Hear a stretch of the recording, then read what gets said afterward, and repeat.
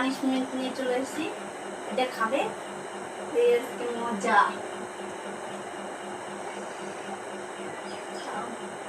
এটা ঠিক না, লঙ্কা লঙ্কা খাওয়া যায়। আর তোরা নেক্সট টাইম জানাবে যে কি পানিশমেন্ট দেওয়া যায়, ঠিক আছে? খাও তাড়াতাড়ি, নাটক না করে।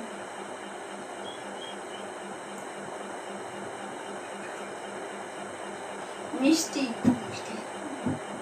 তাড়াতাড়ি খাও, মিষ্টি।